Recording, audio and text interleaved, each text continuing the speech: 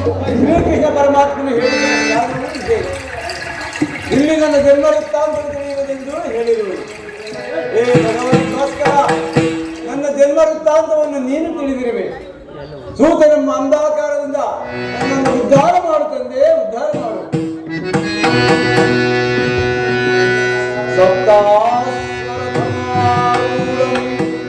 ಪ್ರಚಂಡಂ ಕಶ್ಯಪಾತ್ಮಜಂ ಶ್ವೇತಪದ್ಮಧರಂ ದೇವಂ ತ್ವಂ ಸೂರ್ಯೋ ಪ್ರಣಮಾಮ್ಯಹಂ ತ್ವಂ ಸೂರ್ಯೋ ಪ್ರಣಮಾಮ್ಯಹಂ.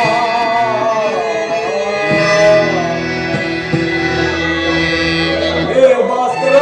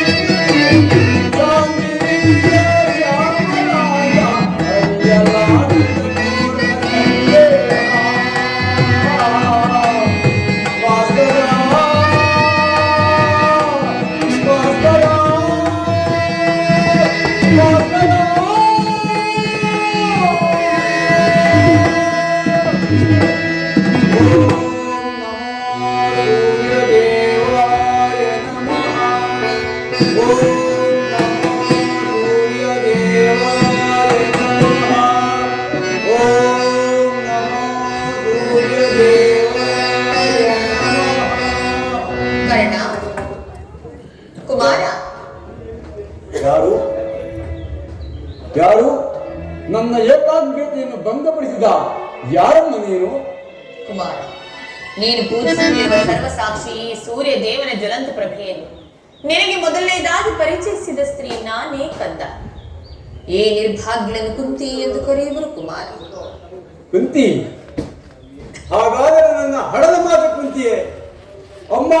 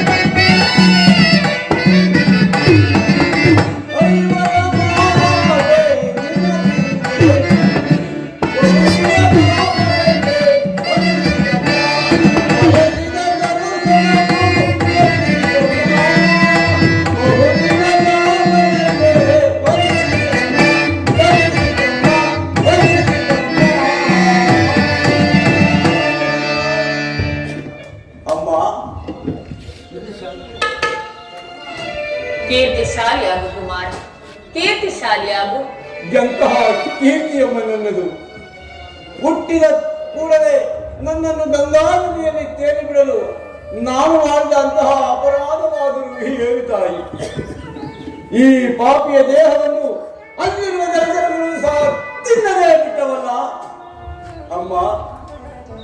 ಕಾಡಿನಲ್ಲಿ ವಾಸ ಮಾಡುವ ಕ್ರೂರ ಮೃಗಗಳು ತಮ್ಮ ತಮ್ಮ ಮರಿಗಳನ್ನು ಎಷ್ಟೋ ಪ್ರೀತಿ ಮಮತೆ ಮಮಕಾರದಿಂದ ಸಾಗಿಸಲು, ಹೀಗಿರುವಲ್ಲಿ ಮನುಷ್ಯ ಮಾತ್ರದವನಾದ ನಾನು ನಿನಗೆ ಮಾಡಿದಂತಹ ದ್ರೋಹವಾದರೂ ಹೇಳಿದ್ದಾರೆ ಅಮ್ಮ. ಈ ಪ್ರಪಂಚವೆಲ್ಲವೂ ಸೂತ ಹೀನ ನೀಚನೆಂದು ಹೀಯಾಡುತ್ತಿರುವಾಗ ನೀನಾದರೂ ಬಂದು ಕರುಣ ಸೂತನಲ್ಲ, ನಾನತ್ತ ಮಗ ಕ್ಷತ್ರಿಯ ಸಂಧಾನವೆಂದು ಹೇಳಬೇಕಾಗಿದ್ದ ನೀನು ಏಕಮ್ಮ ನಿರ್ಧಯನಾದೆ.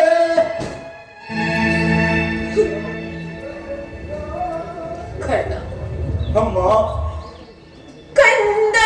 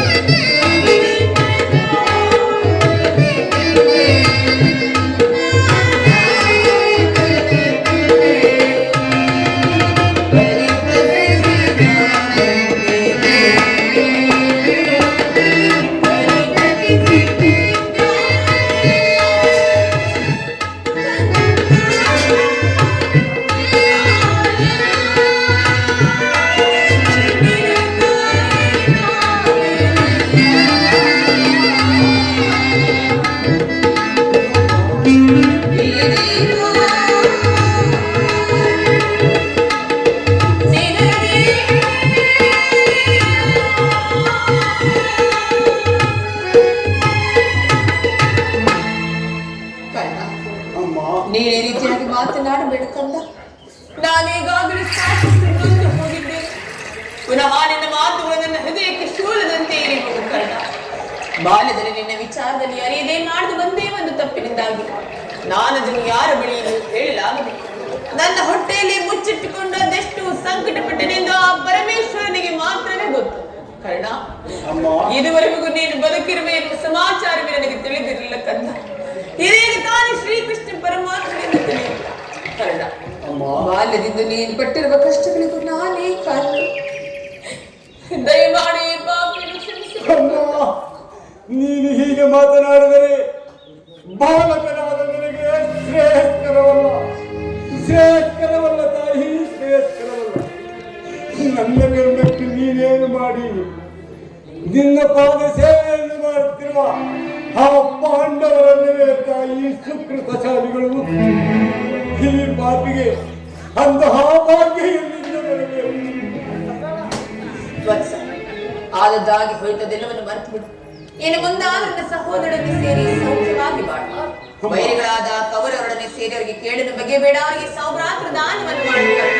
ಅಮ್ಮ, ಇದೊಂದು ಮಾತನ್ನು ಬಿಟ್ಟು ಬೇರೆ ಏನನ್ನಾದರೂ ಕೇಳುತ್ತಾಯಿ ನಡೆಸಿಕೊಡುವನು.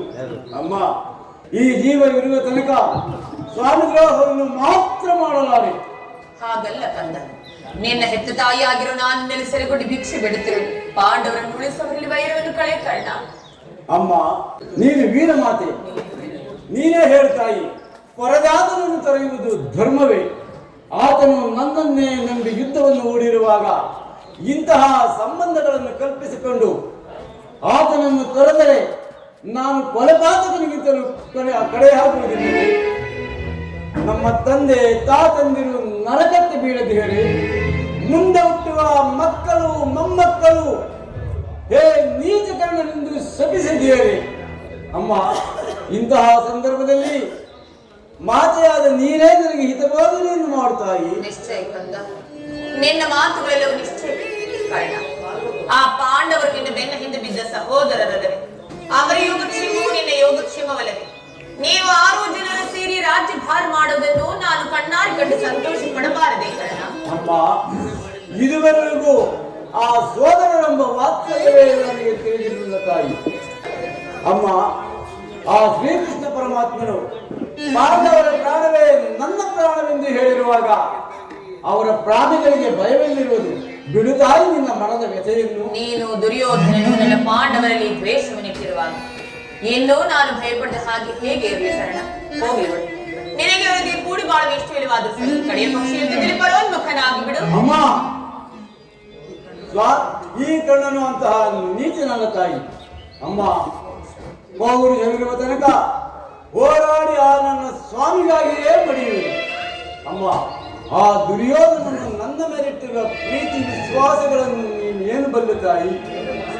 ಅಮ್ಮ, ಈ ಪ್ರಪಂಚವೆಲ್ಲವೂ ಸೂತ ಹೀನ ನೀಚಗುಣದವನೆಂದು ಹೀಯಾಳಿಸಿ ಬಿಟ್ಟಾಗ ನನ್ನನ್ನು ಅತಿ ಪ್ರೇಮದಿಂದ ಸಾಕಿ ಸಲಹಿ ಈ ರಾಜ್ಯದ ಆಧಾರ ಸ್ತಂಭವೆಂದೇ ನಂಬಿ ಯುದ್ಧವನ್ನು ಹೂಡಿರುವಾಗ ಇಂತಹ ಸಂಬಂಧಗಳನ್ನು ಕಲ್ಪಿಸಿಕೊಂಡು ಆತನನ್ನು ತೊರೆದರೆ ಇದು ಧರ್ಮವೇ ತಾಯಿ? ಅಮ್ಮ, ಸರ್ವದಾ ಆಗಲಾರದು. ನಾನು ಯುದ್ಧದಿಂದ ಪರಾನ್ಮುಖನಾಗಲಾರೆನೆಂಬ. ಹಾಗಾದ್ರೆ ಒಂದು ವೇಳೆ ಯುದ್ಧದಲ್ಲಿ ಪಾಂಡವರನ್ನು ಕೈಗೆ ಸಿಕ್ಕರೆ ಅವರನ್ನು ದಯಮಾಡಿ ಕೊಲ್ಲಬೇಡ, ಅವರನ್ನು ಉಳಿಸಿಕೊಡು ಕಾರಣ. ಆಗಬಹುದಮ್ಮ, ಆಗಬಹುದು. ಆದರೆ ಯಾರನ್ನಾದರೂ ಉಳಿಸುವನು ಆ ಅರ್ಜುನನನ್ನು ಮಾತ್ರ. ಇದೇನು ತಂದೆ ಹೀಗೆ ಹೇಳುತ್ತಿದೆ? ಹೌದು ತಾಯಿ, ಆತನನ್ನು ಯುದ್ಧ ಮಾಡುವುದನ್ನು ನನ್ನ ಸ್ವಾಮಿ ನೋಡಿ ಸಂತೋಷ ಬಿಟ್ಟರೆ ಆಗ ನನ್ನ ಜನ್ಮ ಸಾರ್ಥಕವಾಗುವುದು. ಈ ಪ್ರಪಂಚದಲ್ಲಿ ನಮ್ಮಿಬ್ಬರಲ್ಲಿ ಒಬ್ಬರಿಗೆ ಮಾತ್ರ ಸ್ಥಳಾವಕಾಶವಿರುವುದು. ಅರ್ಜುನನಿಂದ ನಾನೇ ಹತನಾದರೂ, ನನ್ನಿಂದ ಅರ್ಜುನನೇ ಹತನಾದರೂ ನಿನಗೆ 5 ಜನ ಮಕ್ಕಳು ಉಳಿದೇ ಉಳಿಯುವರು. ಬಿಡುತ್ತಾಯಿ ನಿನ್ನ ಮನ ಚಿಂತೆಯನ್ನು. ಹೋಗಲಿ ಬಿಡು ಕರ್ಣ. ಕಡೆಯದಾಗಿ ನನ್ನ ತಾಯಿ ಒಂದೇ ಒಂದು ಮಾತು ನಡೆಸಿಕೊಡುವೆಯಾ? ಅದೇನು ಹೇಳ್ತಾಯಿ? ಅಗತ್ಯವಾಗಿ ನಡೆಸಿಕೊಡುವ. ಸತ್ಯವಾಗಿ ನಡೆಸಿಕೊಡುವೆಯಾ? ಅಮ್ಮ, ನಿನ್ನ ಮಾತನ್ನು ನಡೆಸಿಕೊಳ್ಳಲಾಗದ ಕಡು ಪಾಪಿ ಎಂದು ಭಾವಿಸಿದ ನುಡಿದ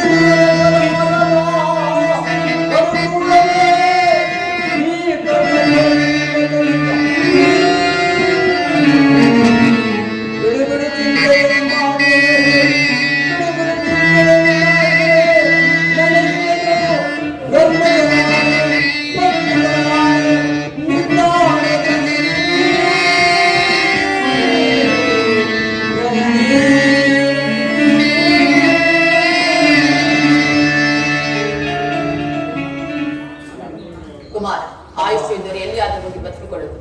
ಹೆತ್ತ ಹುಟ್ಟಿಗೆ ಅದೇ ಸಂತೋಷ. ಆದರೆ ನೀನು ಮಾತ್ರ ಮುಂದೆ ಬರುವ ಯುದ್ಧದಲ್ಲಿ ದೊಡ್ಡ ಬಾಣವನ್ನು ಪುನಃ ಅಮ್ಮ, ಎಂತಹ ಮಾತನ್ನು ಕೇಳಿದ್ದೆಯಾ ತಾಯಿ? ಅಮ್ಮ, ಶಿವೋಧನ ಮಿತ್ರ ಶಿವೋಧನ, ನೀನು ಕೆಟ್ಟೆ. ಇಂದ್ರನು ಮೋಸದಿಂದ ನನ್ನ ವಜ್ರ ಕವಚವನ್ನು ದಾನವಾಗಿ ಪಡೆದ. ವಿದುರನು ತನ್ನ ಸರ್ವೋತ್ತಮವಾದ ಬಿಲ್ಲನ್ನು ಮುರಿದು ಹಾಕಿದನು. ಶ್ರೀಕೃಷ್ಣ ಪರಮಾತ್ಮನು ನನ್ನ ವೃತ್ತಾಂತವನ್ನು ತಿಳಿಸಿ ನನ್ನ ಹೃದಯದ ಸ್ಥೈರ್ಯವನ್ನೇ ಕಿತ್ತುಕೊಂಡನು. ಈಗ ನನ್ನ ಎತ್ತ ತಾಯಿ ಬಂದು, ಮಗನೇ ಕರ್ಣ, ದೊಡ್ಡ ಬಾಣವನ್ನು ತೊಡಬೇಕೆಂದು ಜ್ಞಾನವಿತ್ತಳು. ಮಾಡಲಿ ದೈವ ಪ್ರಪಂಚ ಎಲ್ಲವೂ ಸಂಚು ಮಾಡುತ್ತಿರುವುದು. ಮಾಡಲಿ ಪೌರುಷವಿರುವ ತನಕ ಹೋರಾಡಿ ಆ ನನ್ನ ಸ್ವಾಮಿಗಾಗಿಯೇ ಮಡಿಯುವನು. ಉಳಿದಿದ್ದು ದೈವ ಇಚ್ಛೆ ಇದ್ದಂತಾಗಲಿ. ಕುಮಾರ, ಅಮ್ಮ, ನೀನಾಡುತ್ತಿರುವ ಮಾತುಗಳು ಯಾವ ಸಂದೇಹವೂ ಇಲ್ಲ ತಾನೆ ಕರ್ಣ? ಅಮ್ಮ, ಹೇಳಲು ಕೇಳ್ತಾಯಿ. ಅಮ್ಮ, ನೀನೇ ಇಲ್ಲ, ಈ ನಿನ್ನ ಮಗನ ಮೇಲೆ ಸಂದೇಹವೇ ತಾಯಿ.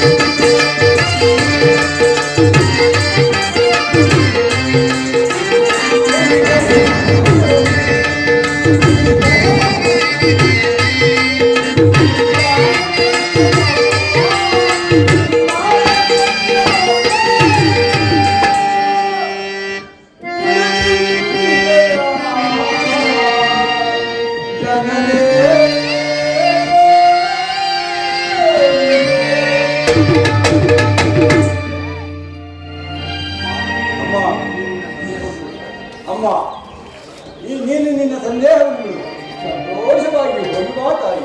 ಹಾಗೆ ಅಮ್ಮ, ಅಮ್ಮ, ತಾಯಿ. ಅಮ್ಮ, ಎತ್ತ ತಾಯಿಯ ಪ್ರಥಮ ದರ್ಶನವಿಂದಾಯಿತು. ಇನ್ನು ನಿನ್ನ ಮುಖವನ್ನು ನೋಡುವ ಭಾಗ್ಯ ಈ ಪಾಪಿಗೆ ಲಭಿಸುವುದೋ ಇಲ್ಲವೋ? ಅಮ್ಮ, ನನ್ನದನ್ನು ಮಾತನ್ನು ನಡೆಸಿಕೊಳ್ಳುವೆಯಾ ತಾಯಿ? ಅಮ್ಮ, ಈ ಯುದ್ಧವು ಮುಗಿಯುವ ತನಕ ನಾನು ನಿನ್ನ ಮಗನೆಂಬ ವಿಚಾರವನ್ನು ಯಾರ ನೀವು ಹೇಳಬೇಡ ತಾಯಿ. ಅಮ್ಮ, ದೈವವಶಾತ್ ನಾನು ಈ ಯುದ್ಧದಲ್ಲಿ ಏನಾದರೂ ಮೃತಪಟ್ಟರೆ ಸತ್ಯಸಂಧನಾದ ಧರ್ಮರಾಜನ ಕೈಯಿಂದಲೇ ನನ್ನ ಉತ್ತರ ಕ್ರಿಯಾದಿಗಳನ್ನು ಮಾಡಬೇಕೆಂದು ಇಂತಹ ಸಂಕಟ ನಾಶಕದಲ್ಲಿ ಧರ್ಮ ಸಾಮ್ರಾಜ್ಯ ಸ್ಥಾಪನೆ ಆಗುವುದಾಗಿ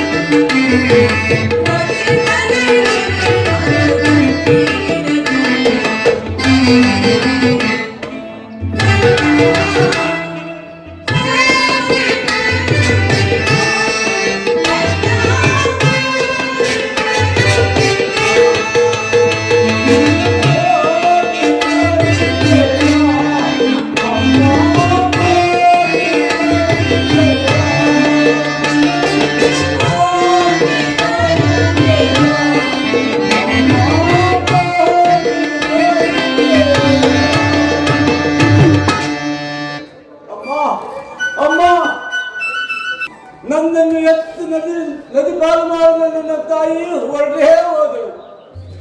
ದೈವ ಬರವಿಲ್ಲ, ದೈವ ಬರವಿಲ್ಲ, ದೈವ ಬರವಿಲ್ಲ. ಯಾರು ಈ ಪ್ರಪಂಚದಲ್ಲಿ ಬದುಕಿದ್ದು ಸಾರ್ಥಕವಿಲ್ಲ. ಹೇ ವಿಧಿ, ಈ ಕಣ್ಣನಿಗೆ ನೀಡಿದ ಕಷ್ಟವನ್ನು ಈ ಪ್ರಪಂಚದಲ್ಲಿ ಇನ್ನಾರಿಗೂ ನೀಡಬೇಡ.